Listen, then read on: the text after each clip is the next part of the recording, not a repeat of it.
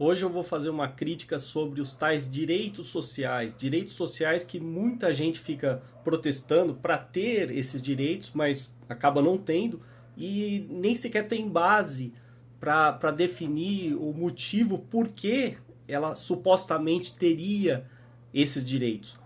Os únicos direitos que você tem de fato são os direitos naturais. Direito à vida, é óbvio, porque sem a vida você não existe. Direito à liberdade, sem a liberdade você não tem controle sobre a sua própria vida, você não pode fazer suas próprias escolhas e definir a sua vida. E direito à propriedade, é importantíssimo. Lembrando que a primeira propriedade privada é seu próprio corpo. Né? Então daí você deriva uma série de situações. Por exemplo, tendo direito à propriedade, você tem do seu próprio corpo, você tem direito a fazer o que você bem entender com o seu próprio corpo. Por exemplo, direito ao aborto, direito à eutanásia, direito a usar drogas, né, direito a vender órgãos e direito, por exemplo, até mesmo vender a sua virgindade, como aconteceu aí com a tal da Catarina aí, que gerou polêmica. Tudo isso está dentro da categoria dos direitos à propriedade, a sua autopropriedade, né, em relação ao seu próprio corpo. Só que a gente não vive em um mundo assim, né, que seria muito mais simples e deixar claro que esses direitos, é óbvio, não vão ser aplicados somente a você, mas aos outros. Você também não pode interferir no direito à vida, à liberdade e à propriedade dos outros. E simples, bastaria isso para todo mundo viver pacificamente, né, de forma harmônica, sem conflito. Aí nós temos aqui a pérola da Constituição Federal. Né, direitos sociais, artigo 6º, são direitos sociais à educação. Bom, já começou mal, né? Aí o que a Constituição faz? Ela transforma o que é serviço em direito. Quando você transforma serviço em direito, você está dizendo o seguinte: alguém vai ter que se sacrificar para garantir esse direito para você. Ou seja, é lindo, maravilhoso dizer que você tem direito à educação, mas eu quero saber quem vai pagar essa conta. Né? O Estado vai fornecer isso? De onde que o Estado vai tirar dinheiro? Arrancando do bolso de todo mundo. Né? E não existe esse consenso dizer que todo mundo está satisfeito em bancar isso. Né? Algumas pessoas aí chegam ao erro de falar assim que elas pagam imposto, estão satisfeitas em pagar imposto porque têm os serviços estatais. Só que elas não têm como mensurar o quanto bem sucedido esse serviço estatal é, porque não tem concorrência. E outra, é tão falacioso acreditar nesses serviços estatais, porque se eles fossem realmente plenamente cumpridos, então não existiria nenhum equivalente privado. Por exemplo, no caso da educação. A gente sabe que a educação pública aí é um lixo, né?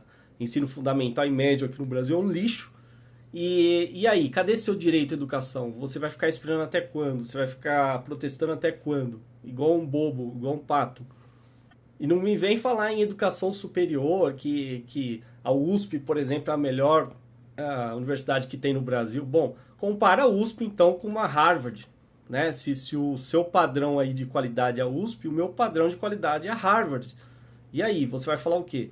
E outra, se você quer educação de qualidade, como você gosta de falar, é acessível para todos, por que não se tira impostos das escolas privadas? Por que se não desburocratiza o setor? Por que não tira encargos? Por que você não facilita ao máximo a instalação de novos concorrentes de escolas privadas? Isso ninguém faz, isso se aplica para todos os serviços que eu vou criticar daqui em diante. Aí depois tem direito à saúde, também outro serviço que não é um direito. Você não tem esse direito à saúde. Ninguém é obrigado a se sacrificar para garantir a sua saúde, principalmente se você for um sujeito que não cuida da sua saúde. Então, na verdade, isso aí leva a aberrações, situações como, por exemplo, racionamento. Em todo o sistema público de saúde existe racionamento, porque essa ideia de sistema universal de saúde só pode ser mantida, né, ou mascarada através de racionamento. Leva a filas de espera, né, leva à morte. Né? E isso eu não falo só no Brasil, não. Eu vou falar aqui do Canadá, aproveitando um vídeo aí que eu vi ontem, do Fraser Institute do Canadá, mostrando que lá tem esses problemas de saúde sim. né? Ao contrário do que muitos vlogueiros aí do Canadá, né, que a gente conhece, falam sobre elogiando o sistema de saúde, mas na verdade não é bem assim. Se você vai, por exemplo, para Ontário, você vê esses problemas. Tem até uma mensagem aqui de uma moradora lá do Canadá. Olha aí a mensagem, né? Vocês podem até consultar. Ela falou que leva 10 meses, né, em Ontário para você conseguir fazer uma biópsia. E ela também falou que leva 12 horas no setor de emergência para ser atendido. Ou seja, então, que tipo de saúde é essa aí? Né, tem que falar pelo país inteiro. E outra, né, o Canadá aí no caso merece crítica sim, porque é um país com uma população de um número baixo, né, 35 milhões aproximadamente. Então você imagina se fosse 200 milhões. E se fosse 1 bilhão de pessoas? Eu queria ver esse sistema funcionar. Não vai. Porque não tem como você escalar esse sistema público. Ou seja, racionamento. Tem aquele artigo lá da Suécia também, um país aí que o pessoal costumava elogiar também, racionamento. Em todo o sistema público de saúde existe racionamento. Até porque, se o sistema público de saúde atendesse todo mundo, eu sempre faço a pergunta que a pessoa fica encurralada. Então, por que você tem plano de saúde privado? Se o sistema público de saúde é tão bom no seu país, cancele o plano de saúde privado. Né? Fique com um serviço gratuito. Quer dizer, que não é gratuito, né? Porque você está pagando e outras pessoas estão pagando para outras, todo mundo transformado em animal sacrificável. Aí a Constituição continua, direito à alimentação. De novo, não é um direito, é um serviço. É o mercado, que é o maior produtor de bens e serviços, ele produz, além de tudo, alimentos. E você, hoje, você pode, tendo os recursos, comprar esses alimentos. Agora, dizer que você tem direito à alimentação, de novo, é cair no erro de dizer que outros têm que se sacrificar para manter você bem alimentado. É o mesmo que dizer que você não precisa fazer nada, que o Estado vai cuidar de você e vai te alimentar. Veja que todos esses direitos, eles tiram a responsabilidade individual do sujeito, né, e passam essa responsabilidade ao coletivo, como se o indivíduo agora não precisasse fazer mais nada, ele pode viver às custas de todos. Que lindo, né? Só que não funciona, por isso que é um fracasso. E outra que se tem tanta gente preocupado com o suposto fictício direito à alimentação dos outros, né, principalmente dos pobres e desamparados e oprimidos, por que essas pessoas não se organizam, formam uma instituição, uma ONG, o que for, e arrecadam doações para alimentar essas pessoas? Simples. Se tem gente, por exemplo, passando fome na África, por que vocês não se organizam? Né, vocês, é uma atitude voluntária, ninguém os impede de fazer isso, arrecadem dinheiro, né, doem parte dos seus salários, façam uma doação mensal e doem aí para uma fundação, e aí? Por que não? Isso vocês não fazem, né? Então vocês preferem contar lá com a coerção estatal para roubar dinheiro de todo mundo, para supostamente fazer isso, e mesmo não fazendo, vocês continuam defendendo que o Estado tenha que garantir esse direito aí que não existe. Aí depois, outra piada, direito ao trabalho. Até parece, o mercado é que gera emprego, não é o Estado. O Estado gera através de mecanismos artificiais, né, como cargos públicos, enchendo a máquina. Mas isso eu nem considero emprego. A pessoa trabalhar com burocracia, o que um sujeito empregado no Estado produz? Não produz nada, produz burocracia, né? Os parlamentares produzem leis inúteis, regras estúpidas, que só atrapalham a vida de todos. E aí? O que eles estão produzindo de fato, né, que as pessoas vão consumir voluntariamente?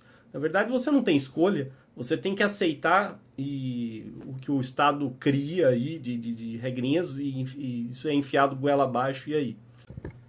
E a Constituição também garante o direito à moradia, quer dizer, então todo mundo tem direito a ter sua casa? Pois é, olha aí a casa aí que a Constituição te garante, né? Um monte de favelas aí a perder de vista. Ou então, no caso aí do Minha Casa Minha Vida, olha que maravilha. Constrói mini cidade isolada no Paraná, quer dizer, no meio do nada. É pra lá que você vai morar, seu otário. Aí depois, outra coisa risível, Constituição garante o direito ao lazer. Bom, já que aqui no YouTube tem muita gente que gosta de videogame, né? Que tal você protestar aí e entrar na justiça para ter direito ao lazer de jogar videogame? Que tal, né? Ah, não, aí os burocratas vão falar, não, você tem direito ao lazer, mas o lazer que o Estado decide te dar, né? É um parque lá, é um parque qualquer, uma praça imunda, cheia de lixo, esse é o direito ao lazer. É um banquinho lá de praça, você ficar sentado, esse é o seu lazer. Né? E contente-se com isso. Aí outra piada, direito à segurança. Pois é, em São Paulo nem sequer a polícia consegue se proteger, quanto mais proteger as pessoas. Vocês acham mesmo que se todo mundo ligasse o 90 ao mesmo tempo, você acha que a polícia ia conseguir proteger? Isso aí é um dos principais erros de qualquer sistema que é centralizado. Não tem como ele atender todo mundo. É muito mais fácil você descentralizar a segurança. E vocês sabiam que o mercado de segurança ele emprega 5 vezes mais que a polícia? Por que vocês acham? Porque é mais eficiente. E a gente acaba tendo que investir em segurança. A gente usa portão, cadeado, câmera de segurança. Tem gente que tem carro blindado. O mercado tem uma série de soluções aí para segurança, inclusive até celular acaba sendo um dispositivo de segurança, porque ele te dá mais segurança, né? E vejam só, quando a polícia vai investigar um crime, ela pede imagens de câmeras de segurança privadas. Isso que é engraçado, né?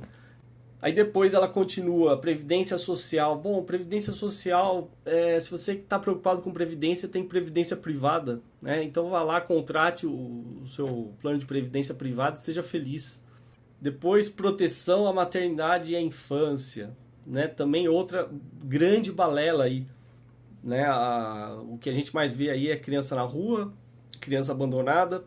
E cadê a tal proteção? Então o Estado nunca vai garantir nada disso. Assistência aos desamparados, como eu já falei, quem está preocupado com os desamparados, né, que use seus próprios recursos para cuidar deles. Você não pode obrigar alguém a cuidar de outra pessoa se ela não quer. Né? O seu direito mais fundamental é viver livre de coerção. E isso está implícito no direito à liberdade. Se você não tem liberdade de escolher o que você vai fazer com o seu próprio tempo, os seus próprios recursos, seu próprio dinheiro, então você já não tem liberdade. Bom, e depois no artigo 7º tem direitos dos trabalhadores, que é mais uma aberração, eu nem vou ficar comentando porque é muita coisa, né? Então tem coisas idiotas como relação de emprego protegida contra despedida arbitrária, isso aí já deixa a economia menos livre, né? Vai dificultar contratações, porque nenhum empregador vai querer contratar alguém que vai ter que engolir depois. Seguro-desemprego também, outra aberração. Se o cara quisesse algum seguro, né, ele deveria contratar um seguro privado. Muita gente aproveita aí o seguro-desemprego para consumir o tempo todo o seguro-desemprego para só depois procurar emprego, né, às custas de todos. Fundo de garantia do tempo de serviço, que é uma das coisas que mais reduz o seu salário aí, e ninguém pediu para ter um fundo de garantia. Também isso seria um serviço, se você quer, contrata uma alternativa privada. Salário mínimo, que é uma das piores aberrações que existe, né? Isso aí a gente já demonstrou claramente que é desempregante, né? Você pega aquelas pessoas que não têm qualificação para ganhar um salário mínimo, elas ficam desempregadas, porque quem é que vai pagar um salário mínimo para uma pessoa que não tem a qualificação correspondente para ganhar esse salário mínimo, né? E como já foi dito aí, se o salário mínimo fosse tão bom e tão fácil de determinar por lei, então por que não aumenta para 10 mil reais? O que vocês acham que ia acontecer? Aumenta para 10 mil reais, 20 mil reais e vai ter desemprego em massa no outro dia. Sem contar o fato também que muita gente paga acima do salário mínimo, ou seja, como já foi falado também, cadê o empresário malvado, né? Então se todo empresário é malvado e vocês têm raiva do empresário, então por que ele não paga o mínimo? Né? Porque isso é lei de oferta e demanda. Né? Se ele quiser pagar um salário muito baixo, ele não vai ter empregados. E a concorrência que possivelmente paga mais vai captar esses empregados. Então ele é obrigado a aumentar o salário. É simples. Fora que é uma tremenda piada falar que o salário mínimo tem que ser capaz de atender as necessidades vitais básicas, né? E as de sua família também, hein? Com moradia, alimentação, educação, saúde, lazer, vestuário, higiene, transporte, previdência social, enfim. Então, olha o absurdo, quer dizer, eles querem definir como o mercado inteiro tem que pagar os seus empregados, né? E definir os requisitos mínimos aí que esse salário tem que atender. Isso aí destrói a economia inteira. Por isso é que o Brasil anda a passo de tartaruga. Aí depois tem piso salarial, também outra aberração, né?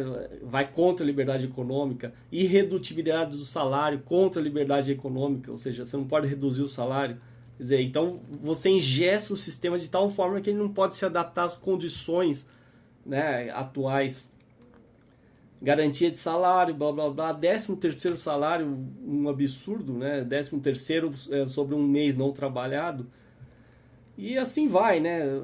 Ela garante milhões de coisas. A Assembleia Constituinte simplesmente achou que eles eram o suprassumo da sabedoria eterna e quiseram definir um texto lá que seria ótimo, perfeito para todas as gerações, né? Inclusive tem juristas que chegam ao absurdo de falar que ela não pode ser mudada somente com golpe de Estado. Quer dizer, como se fosse algo assim eterno, imutável, né? Nossa, como a gente confia em políticos, é impressionante. Eu não queria que esse vídeo tivesse ficado tão longo, mas o objetivo dele é passar a mensagem de que serviço não é direito. Toda vez que você transforma serviço em direito, você vai causar essa aberração que existe no Brasil. A gente deveria observar as economias mais livres, que ainda que tenham alguns direitos que também a gente pode criticar, pelo menos são mais livres, a economia é mais livre. E por isso é que há prosperidade. Agora aqui não. Aqui é tudo tem que vir do Estado, é direito do Estado. E aí, você vai esperar até quando, né? Como eu digo, eu só tenho essa vida. Depois você morre, você ficou igual um trouxa esperando. E não é questão de esperar e de exigir, porque isso também seria burrice. Porque isso aí nunca será garantido, jamais. Você tem que botar na cabeça o seguinte, se você tiver liberdade econômica, o mercado livre, você vai ter tudo isso que a Constituição supostamente garante e muito mais, né? E outra, o pessoal sempre volta à mesma pergunta, mas e os pobres, né? Os pobres são assaltados pelo governo, também tem que trabalhar 5 meses por ano para pagar imposto. Né? Por que não deixa esse dinheiro do imposto no bolso deles? Eles já ficariam com muito mais renda. E se os impostos ficassem no bolso dos empresários, né, que não precisassem passar esses impostos para os produtos que os pobres também compram, então tudo seria mais barato. E se não tivesse tantas amarras, né, em relação ao mercado, regulação, burocracia, encargos, leis trabalhistas e etc, etc, também haveria concorrência e tudo ficaria mais barato. É por isso que você paga menos nos Estados Unidos, paga menos no Canadá, paga menos na Austrália, e todas as economias livres. Né? E por isso que sempre o Brasil vai pagar muito mais caro que todas essas economias e infelizmente os brasileiros vão ficar aí esperando, eu não sei até quando, né? Porque já se passam aí décadas e décadas e tá tudo perdido. Agora o PT no poder, quer dizer, que está indo no caminho contrário, né? Menos liberdade econômica, e as pessoas achando que ele vai salvar o mundo. Então, se você realmente quer que o país se desenvolva, primeira coisa, você tem que ser contra essa Constituição. Agora, é claro, é muito difícil você mudar essa Constituição, quanto mais refazê-la do zero. Então, você poderia, pelo menos, já que vai ter que engolir essa Constituição, pelo menos exigir do governo, né, que faça mudanças para a gente ter mais liberdade econômica. Como o governo do PT não vai fazer nada disso, né, não gosta de liberdade econômica, pelo contrário, então eu acho que a única saída, quem sabe, é sair do país. Ou então, quem sabe, se o Liber, né, o partido aí que está para ser criado, conseguir as 500 mil assinaturas e os candidatos forem eleitos, aí sim as mudanças podem acontecer. Porque é o único partido que defende liberdade econômica. O resto é apenas lixo socialista.